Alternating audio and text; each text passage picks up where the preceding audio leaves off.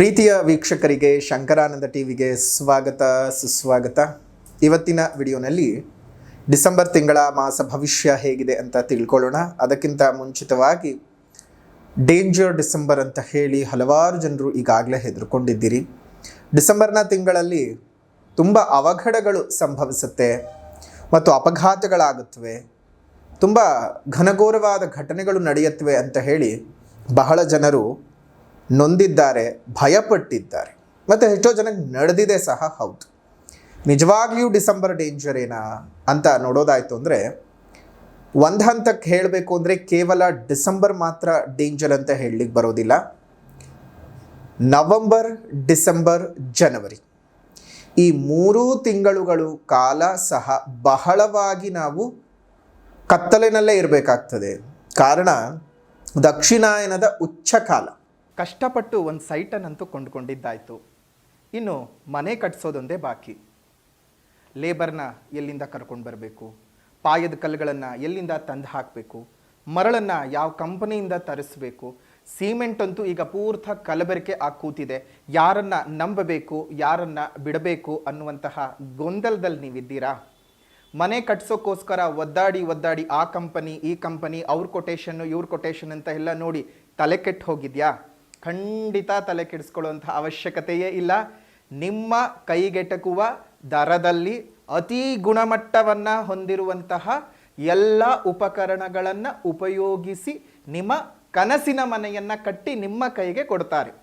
ಪಾಯದಿಂದ ಹಿಡಿದು ಗೃಹ ಪ್ರವೇಶದವರೆಗೂ ಬೇಕಾಗಿರುವಂತಹ ಸಕಲ ಸೌಲಭ್ಯವನ್ನು ಇದೊಂದೇ ಕಂಪನಿಯವರು ಒಂದೇ ರೂಫಿನ ಕೆಳಗಡೆ ನಿಮಗೆ ಒದಗಿಸ್ತಾ ಇದ್ದಾರೆ. ಆಶ್ಚರ್ಯ ಆಗ್ತಿದೆ ಅಲ್ವಾ?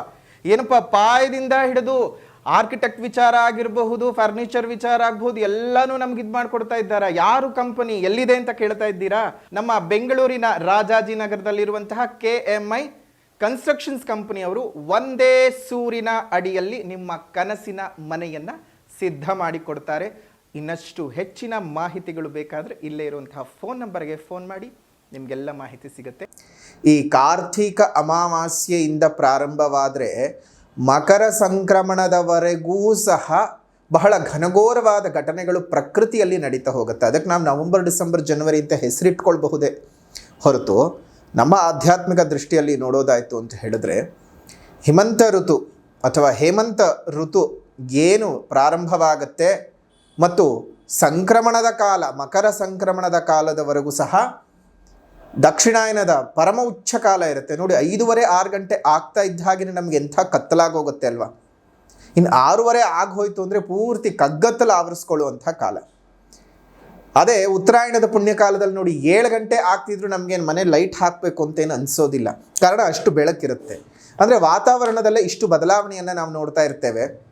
ಈ ವಾತಾವರಣದಲ್ಲೇ ಇಷ್ಟು ಬದಲಾವಣೆ ಇದ್ದಾಗ ಯಾಕೆ ವಾತಾವರಣದಲ್ಲಿ ಬದಲಾವಣೆ ಆಗುತ್ತೆ? ಪ್ರಕೃತಿ ಬದಲಾವಣೆ. ಸೂರ್ಯನ ಸ್ಥಾನ ಅಲ್ಲದೆ ಇದ್ರೂ ಚಲನೆಯ ಬದಲಾವಣೆಯಿಂದಾಗಿ ನಮಗಿಷ್ಟೆಲ್ಲ ಪರಿವರ್ತನೆಗಳಾಗ್ತಾ ಇರುತ್ತೆ. ಸೊ ಹಾಗಾಗಿ ಜನವರಿ 14ನೇ ತಾರೀಕಿನವರೆಗೂ ಪ್ರತಿಯೊಬ್ಬರೂ ಅಷ್ಟೇ ತುಂಬ ಜಾಗರೂಕತೆಯಿಂದ ಇರಬೇಕು.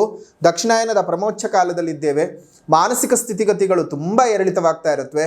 ಸಣ್ಣ ಪುಟ್ಟ ವಿಚಾರಗಳು ದೊಡ್ಡ ದೊಡ್ಡ ಮಟ್ಟಕ್ಕೆ ಮಾನಸಿಕ ವ್ಯಥೆಗೆ ಕಾರಣ ಆಗ್ತಾ ಇರುತ್ತೆ.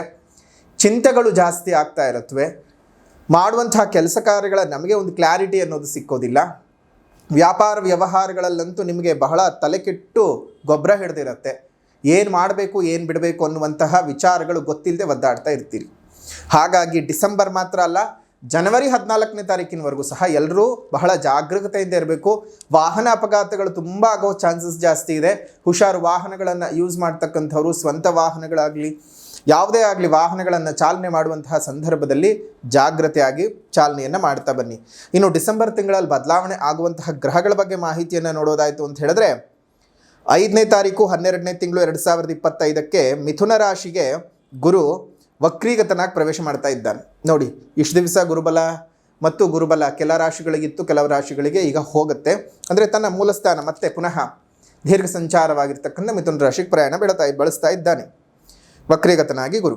ಇನ್ನು 6ನೇ ತಾರೀಕು 12ನೇ ತಿಂಗಳು 2025ಕ್ಕೆ ವೃಶ್ಚಿಕ ರಾಶಿಗೆ ಬುಧ ಪ್ರವೇಶ ಮಾಡ್ತಾ ಇದ್ದಾನೆ. ಇನ್ನು 7ನೇ ತಾರೀಕು 12ನೇ ತಿಂಗಳು 2025ಕ್ಕೆ ಧನಸ್ಸು ರಾಶಿಗೆ ಕುಜ ಪ್ರವೇಶ ಮಾಡ್ತಾ ಇದ್ದಾನೆ. ಇನ್ನು 15ನೇ ತಾರೀಕು 12ನೇ ತಿಂಗಳು 2025ಕ್ಕೆ ಧನಸ್ಸು ರಾಶಿಗೆ ರವಿಯು ಪ್ರವೇಶ ಮಾಡ್ತಾ ಇದ್ದಾನೆ. ಇನ್ನು 20ನೇ ತಾರೀಕು 12ನೇ ತಿಂಗಳು 2025ಕ್ಕೆ ಧನಸ್ಸು ರಾಶಿಗೆ ಶುಕ್ರ ಪ್ರವೇಶ ಮಾಡಿದ್ರೆ 29ನೇ ತಾರೀಕು 12ನೇ ತಿಂಗಳು 2025ಕ್ಕೆ ಬುಧನು ಧನಸ್ಸು ರಾಶಿಗೆ ಪ್ರವೇಶ ಮಾಡ್ತಾ ಇದ್ದಾನೆ. ಈ ಒಂದು ಗ್ರಹಗಳ ಸ್ಥಾನದ ಬಲಾನುಬಲಗಳ ಆಧಾರದಲ್ಲಿ ಯಾವ ರಾಶಿಯವರಿಗೆ ಈ ಗ್ರಹಗಳ ಸ್ಥಾನದ ಬಲಾಬಲಗಳ ಆಧಾರದಲ್ಲಿ ರಾಶಿ ಭವಿಷ್ಯ ಹೇಗಿದೆ, ಈ ತಿಂಗಳ ಮಾಸಿಕ ಭವಿಷ್ಯ ಹೇಗಿದೆ ಅನ್ನೋದನ್ನು ನೋಡೋಣ. ಇನ್ನು ತುಲಾ ರಾಶಿಯವರ ಡಿಸೆಂಬರ್ ತಿಂಗಳ ಮಾಸ ಭವಿಷ್ಯವನ್ನು ಗಮನಿಸೋದಾಯಿತು ಅಂತ ಹೇಳಿದ್ರೆ ನೋಡಿ, ಡಿಸೆಂಬರ್ನ ತಿಂಗಳಲ್ಲಿ ತುಲಾ ರಾಶಿಯವರಿಗೆ ವ್ಯಾಪಾರದಿಂದ ಬಹಳ ಹೆಚ್ಚಿನ ಧನಲಾಭಗಳು ಬರತಕ್ಕಂಥದ್ದು, ಸ್ಥಿರಾಸ್ತಿಯ ಸಂಪಾದನೆಗಳು ಉಂಟಾಗ್ತದೆ, ಶತ್ರುಗಳು ಸಹ ನಿಮಗೆ ಸ್ನೇಹಿತರಾಗ್ತಕ್ಕಂಥದ್ದು, ಹಿತೈಷಿಗಳಾಗುವಂಥದ್ದಾಗುತ್ತೆ. ಭೂಮಿಯ ಕ್ರಯ ವಿಕ್ರಯವನ್ನು ಮಾಡ್ತಾ ಇರತಕ್ಕಂಥವರಿಗೆ ಹೆಚ್ಚಿನ ಆದಾಯವು ಹರಿದು ಬರುವಂಥದ್ದು, ಸ್ಥಿರಾಸ್ತಿಯ ಸಂಪಾದನೆಯ ಯೋಗ ಸಹ ನಿಮಗೆ ಈ ಒಂದು ತಿಂಗಳಲ್ಲಿ ಇದೆ. ಬಹಳ ಅತ್ಯದ್ಭುತವಾದಂತಹ ಯೋಗ ಫಲವನ್ನು ತುಲಾರಾಶಿಯವರು ಪಡ್ಕೊಳ್ತಾ ಇದ್ದೀರಿ. ಸರ್ಕಾರಿ ಕೆಲಸಗಳಲ್ಲಿ ತುಂಬಾ ಸಫಲವಾಗುತ್ತೆ. ಏನಾದರೂ ವ್ಯಾಜ್ಯಗಳೇನಾದರೂ ನಡೀತಾ ಇತ್ತು ಕೋರ್ಟ್ ಕಚೇರಿಗಳಲ್ಲಿ ಅಂತ ಹೇಳಿದ್ರೆ ಅದು ನಿಮ್ಮ ಪರವಾಗಿ ಆಗುವ ಸಾಧ್ಯತೆಗಳಿದ್ದಾವೆ. ವಾದ ವಿವಾದಗಳಲ್ಲಿ ಜಯ ಉಂಟಾಗುತ್ತೆ ಮತ್ತು ಗಣ್ಯ ವ್ಯಕ್ತಿಗಳಿಂದ ಒಂದಷ್ಟು ಮನ್ನಣೆಗಳನ್ನು ನೀವು ಪಡೆದುಕೊಳ್ತಕ್ಕಂತಹ ಸಾಧ್ಯತೆಗಳು ಈ ಒಂದು ತಿಂಗಳಲ್ಲಿದೆ. ಮನೆಯಲ್ಲಿ ಶುಭ ಕಾರ್ಯಗಳು, ಶುಭ ಘಟನೆಗಳು ನಡೆಯೋದಕ್ಕೆ ಈ ಒಂದು ತಿಂಗಳು ಕಾರಣವಾಗ್ತದೆ.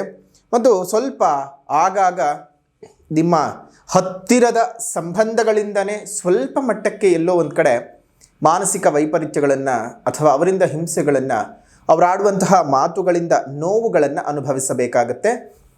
ಆ ವಿಚಾರದಲ್ಲಿ ಜಾಗೃತಿಯಾಗಿರಿ. ಮತ್ತು ಬೇರೆಯವ್ರ ಬಗ್ಗೆ ಈ ತಿಂಗಳು ನೀವು ಅಸೂಯೆ ಪಟ್ಕೊಳ್ಳೋದು ಬೇಕಾಗಿಲ್ಲ. ನಿಮ್ಮ ಜೀವನ ನಿಮಗೆ, ಅವ್ರ ಜೀವನ ಅವ್ರಿಗೆ ಅಂತ ಇದ್ಬಿಡಿ. ನೀವೇನು ಅಸೂಯೆ ಪಟ್ಕೊಳ್ಳಲ್ಲ. ಆದರೆ ಸಮಯ ಸಂದರ್ಭಗಳು ಮನುಷ್ಯನನ್ನು ಯಾವ ಹಂತಕ್ಕೆ ಬೇಕಾದರೂ ನಿಲ್ಲಿಸಬಹುದು, ಹೇಳಲಿಕ್ಕೆ ಆಗೋದಿಲ್ಲ. ಹಾಗಾಗಿ ಎಲ್ಲೋ ಒಂದು ಕಡೆ ಬೇಕು ಅಂತಲೇ ಅಂತಹ ವಿಚಾರಗಳಲ್ಲಿ ಸಿಲುಕಿ ಹಾಕಿಸುವಂತಹ ಸಾಧ್ಯತೆಗಳಿದ್ದಾವೆ. ಹುಷಾರಾಗಿದ್ದು ಯಾರೊಟ್ಟಿಗೂ ಹೆಚ್ಚಿಗೆ ಮಾತುಕತೆಗಳು ಬೇಕಾಗಿಲ್ಲ ನಿಮಗೆ ಈ ಒಂದು ತಿಂಗಳಲ್ಲಿ. ನೀವಾಯಿತು, ನಿಮ್ಮ ಪಾಡಾಯಿತು, ನಿಮ್ಮ ಕೆಲಸವಾಯಿತು ಅಂತ ಇದ್ಬಿಡಿ. ಮತ್ತು ಧೈರ್ಯದಿಂದ ಎಲ್ಲ ಕೆಲಸ ಕಾರ್ಯಗಳನ್ನು ಮಾಡೋದಕ್ಕೆ ಪ್ರಯತ್ನವನ್ನು ಮಾಡಿ. ತುಂಬ ಅನುಕೂಲತೆಗಳನ್ನು ನೋಡೋದಕ್ಕೆ ಸಾಧ್ಯವಾಗುತ್ತೆ. ತುಲಾರಾಶಿಯವರು ನಿಮ್ಮ ಬಹಳ ದಿವಸಗಳ ಕನಸುಗಳು ಸಾಕಾರವಾಗ್ತಕ್ಕಂತಹ ತಿಂಗಳು ಅಂತಲೇ ಹೇಳಬಹುದು. ಆದರೆ ಎಷ್ಟೋ ಬಾರಿ ನಾವು ಇಲ್ಲಿ ಗೋಚಾರದ ಫಲಗಳು ತುಂಬ ಚೆನ್ನಾಗಿದೆ ಅಂತ ಹೇಳಿದಾಗಲೂ ನಿಮಗೆ ಅಂತಹ ಶುಭ ಫಲಗಳು ಸಿಗ್ತಾ ಇರೋದಿಲ್ಲ. ಎಷ್ಟೊಂದು ಜನ ಕೇಳ್ತೀರ. ಯಾಕೆಂದರೆ ನಿಮ್ಮ ಜನ್ಮಜಾತಕದ ಆಧಾರದಲ್ಲಿ ಅಶುಭದಾಯಕವಾದಂತಹ ಗ್ರಹದ ದಶಾಭುಕ್ತಿಗಳು ನಡೀತಾ ಇದ್ದರೆ ಖಂಡಿತವಾಗಿಯೂ ನಿಮಗೆ ತೊಂದರೆ ತಾಪತ್ರೆಗಳು ಆಗ್ತಾನೆ ಹೋಗುತ್ತವೆ. ಹಾಗಾಗಿಯೇ ನಿಮ್ಮ ಜನ್ಮಜಾತಕವನ್ನು ಒಮ್ಮೆ ತೋರಿಸ್ಕೊಳ್ಳಿ. ನಿಮ್ಮ ಜನ್ಮಜಾತಕದ ಆಧಾರದಲ್ಲಿ ನಿಮಗೆ ಯಾವ ರೀತಿಯಾದಂತಹ ಶುಭ ಅಥವಾ ಅಶುಭ ಫಲಗಳಿದ್ದಾವೆ ಅನ್ನೋದನ್ನು ತಿಳ್ಕೊಂಡು ಅದಕ್ಕೆ ಬೇಕಾದಂಥ ಪರಿಹಾರದ ಮಾರ್ಗಗಳನ್ನು ಅನುಸರಿಸಿ ಒಳ್ಳೆಯದಾಗ್ತದೆ. ಯಾಕಂದರೆ ನಿಮ್ಮ ಜೀವನದಲ್ಲಿ ಒಳ್ಳೆಯದು ಅಥವಾ ಕೆಟ್ಟದ್ದನ್ನು ನಿರ್ಧಾರ ಮಾಡುವಂಥದ್ದು 80% ನಿಮ್ಮ ಜನ್ಮ ಜಾತಕ, 20% ಗೋಚಾರದ ಫಲ. ಯಾಕಂದರೆ ನೋಡಿ, 20% ಗೋಚಾರದ ಫಲ ತುಲಾರಾಶಿನಲ್ಲಿ ಎಲ್ಲರೂ ಸಹ ಹುಟ್ಟಿರ್ತಕ್ಕಂಥವ್ರಿಗೆ ಹೇಳ್ತಕ್ಕಂಥದ್ದು. ಆದರೆ ನಿಮ್ಮ ವೈಯಕ್ತಿಕ ಜೀವನ ಅಂತ ಬಂದಾಗ ಅದರಲ್ಲೇ ಬೇರೆ ಬೇರೆಯಾಗಿರ್ತಕ್ಕಂಥ ಮಜಲುಗಳಿರುತ್ತವೆ. ಉದಾಹರಣೆಗೆ ಇವಾಗ ಶುಭ ಕಾರ್ಯಗಳು ನಡೆಯುತ್ತವೆ ಅಂತ ಹೇಳಿದ್ದೀವಿ, ಮದುವೆ ಅಥವಾ ಇತ್ಯಾದಿಗಳು ಆಗಬಹುದು. ಎಷ್ಟೋ ಜನಕ್ಕೆ ನೋಡಿ, ಕೋಟ್ಯಾಂತರ ಜನ ತುಲಾರಾಶಿನಲ್ಲಿ ಹುಟ್ಟಿರ್ತೀರಿ, ಎಲ್ರಿಗೂ ಮದುವೆ ಆಗತ್ತೆ ಅಂತ ಹೇಳೋಕ್ಕಾಗತ್ತಾ? ಆಗಲ್ಲ. ಅದೇ ಸಮಯದಲ್ಲಿ ನಿಮ್ಮ ಜಾತಕದಲ್ಲೂ ಕಂಕಣ ಬಲದ ಯೋಗ ನಡೀತಾ ಇದ್ದರೆ ಮದುವೆ ಆಗ್ತದೆ. ಹಾಗಾಗಿಯೇ ಜನ್ಮಜಾತಕ ಅನ್ನುವಂಥದ್ದು ಬಹಳ ಮುಖ್ಯ.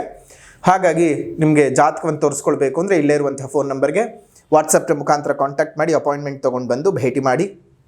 ಶುಭವಾಗಲಿ. ಇನ್ನು ಅದೇ ರೀತಿಯಾಗಿ ದೇಹದಲ್ಲಿದ್ದಂತಹ ಅನೇಕ ತೊಂದರೆ ತಾಪತ್ರೆಗಳು, ಅನಾರೋಗ್ಯಕರ ವಿಚಾರಗಳೆಲ್ಲ ಹೋಗುವಂತಹದ್ದು ಚೆನ್ನಾಗಿದೆ ಈ ಒಂದು ತಿಂಗಳು. ಧನಪ್ರಾಪ್ತಿ ಹೆಚ್ಚು, ಕಷ್ಟಗಳು ಕಡಿಮೆ. ಅದೇ ರೀತಿಯಾಗಿ ಧಾನ್ಯದ ವ್ಯಾಪಾರಸ್ಥರಿಗೆ, ಚಿನ್ನ ಬೆಳ್ಳಿಯ ವ್ಯಾಪಾರಸ್ಥರಿಗೆ, ರತ್ನದ ವ್ಯಾಪಾರಸ್ಥರಿಗೆ, ರಿಯಲ್ ಎಸ್ಟೇಟ್ ಉದ್ಯಮವನ್ನು ಮಾಡ್ತಾ ಇರತಕ್ಕಂಥವ್ರಿಗೆ, ಕಟ್ಟಡ ನಿರ್ಮಾಣದ ಕಂಪನಿಗಳನ್ನು ನಡೆಸ್ತಾ ಇರತಕ್ಕಂಥವ್ರಿಗೆ ಈ ಒಂದು ತಿಂಗಳು ಬಹಳ ಚೆನ್ನಾಗಿ ಇದ್ದಾವೆ. ಉದ್ಯೋಗದಲ್ಲಿ ಇರ್ತಕ್ಕಂಥವ್ರಿಗೆ ಅಂದರೆ ಒಂದು ಎಂಪ್ಲಾಯಿಗಳಿಗೆ ನಿಮ್ಮ ಕಾರ್ಯಕ್ಷೇತ್ರದಲ್ಲಿ ಉದ್ಯೋಗದ ಪ್ರಗತಿ ತುಂಬ ಚೆನ್ನಾಗಾಗುತ್ತೆ. ಮೇಲಧಿಕಾರಿಗಳ ಶ್ರೀರಕ್ಷೆ ಸಿಗ್ತಕ್ಕಂಥದ್ದು, ಒಂದಷ್ಟು ಮುಂಬಡ್ತಿಗಳನ್ನು ಪಡ್ಕೊಳ್ತೀರಾ, ಒಂದಷ್ಟು ನಿಮ್ಮನ್ನು ಗುರುತಿಸ್ತಕ್ಕಂತಹ ಕೆಲಸ ಕಾರ್ಯಗಳು ಆಗುತ್ತವೆ. ಸೊ ಚೆನ್ನಾಗಿದೆ ಉದ್ಯೋಗಿಗಳಿಗೂ ಸಹ. ಇನ್ನು ವ್ಯಾಪಾರಸ್ಥರಿಗೆ ನಿಮ್ಮ ವ್ಯಾಪಾರದಲ್ಲಿ ಬಹಳ ಪ್ರಗತಿ ಮತ್ತು ಉತ್ತಮವಾದಂತಹ ಧನಲಾಭವನ್ನು ನೋಡಬಹುದು. ಸ್ವಲ್ಪ ಖರ್ಚುಗಳು ಸಹ ನಿಮ್ಮ ಬಂದು ಕೈ ಸೇರುತ್ತೆ.